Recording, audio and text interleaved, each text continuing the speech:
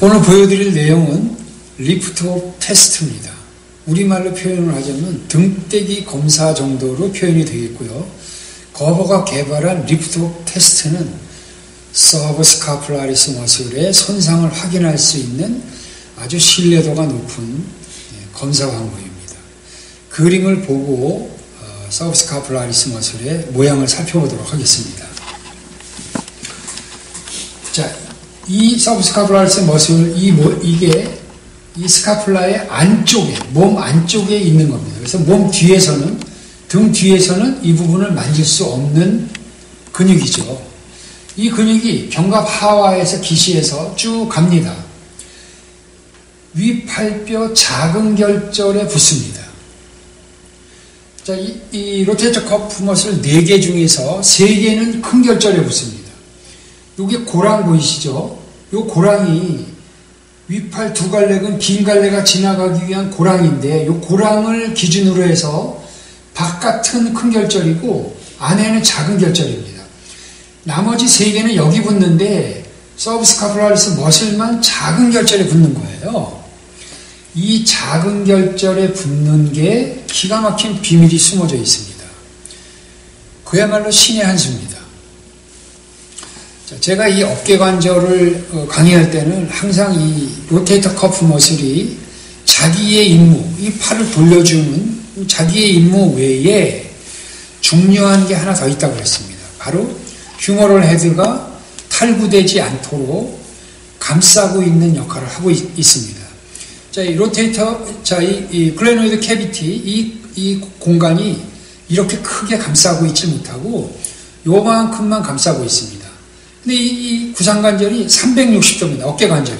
360도고 휴머럴 헤드가 크니까 탈구되기가 쉽죠. 그래서 로테이터 커프 머슬이 쭉 감싸고 있어서 방지하고 있다는 거죠. 자, 여기 보십시오. 앞쪽에 지금 우리가 배우고 있는 서브스카플라리스 머슬이 있고, 위에는 수프라스피네이투스, 밑에 뒤쪽이죠. 인프라스피네이투스, 아래쪽에 테어스 마이너, 이렇게 4개가 휴머럴 헤드를 감싸고 있어서 탈구를 방지하고 있습니다. 자, 그러면 이 글레노이드 포사하고 이걸 봤는데, 그러면 이 서브스카플라리스 머슬이 앞쪽을 커버하고 있다는데, 탈구가 제일 많이 일어나는 곳이 전방 탈구입니다. 그래서 앞쪽을 커버하고 있는데, 견갑골 안쪽에서 기시에서 올라와서 여기 이렇게 정지하고 있습니다. 앞쪽 카바를, 앞쪽 탈구를 막아주고 있는 거죠. 그런데 이게 이제 그래서 제가 뭐 신의 한 수다 그러는데 조금 실수가 있었던 것 같아요. 만드신 분이. 여기 한번 보시죠. 이 위에 수프라스피네투스 머슬 지나가고 요게 서브스카플라리스 머슬입니다.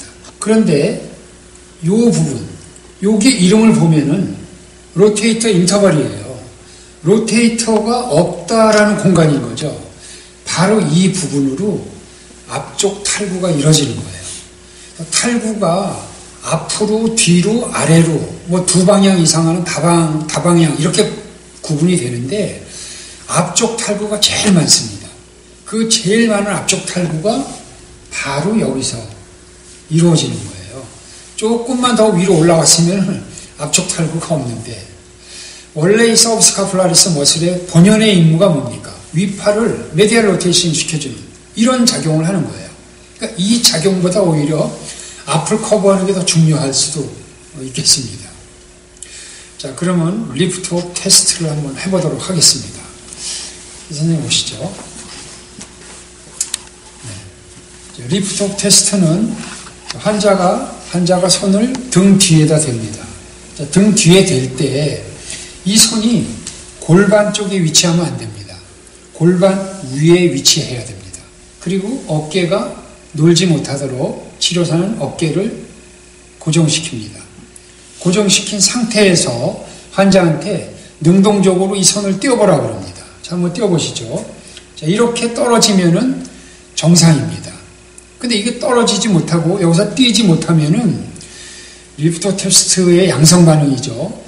능동적으로 뛰지 못하는 단계가 등급 3단계입니다. 그러니까 서브스카플라리스 머슬, 지금 이게 아까 설명드렸던 대로 메디얼 로테이션을 하는 건데, 메디얼 로테이션의 90%는 서브스카플라리스 머슬의 임무이기 때문에 이걸 띄지 못하면은 서브스카플라리스 머슬의 손상이다를 확인할 수 있는 거죠. 그런데 그럼 1, 2등급일 때는 이걸 뛸 수 있다는 거죠. 그래서 여기에 약한 저항을 줍니다. 약한 저항을 주고 손을 띄워보세요 하는 거죠. 이렇게 뛸 수만 있다면 정상인데, 약한 저항에서도 손을 못 띄면 1등급이나 2등급에 해당이 되는 거죠. 자, 그리고 서브스카플라리스 머슬은 경추 몇 번의 신경을 받습니까? 몇 번 가지의 지배를 받죠? 경추 5번, 6번, 7번의 지배를 받습니다. 그래서 경추 5, 6, 7번 신경에 이상이 있을 때도 이 등대기 검사를 할 수가 없습니다. 자, 오늘은 등대기 검사를 해봤습니다. 거버가 개발한 리프트업 테스트는 서브스카플라리스 머슬의 손상을 확인할 수 있는 신뢰도가 높은 검사입니다.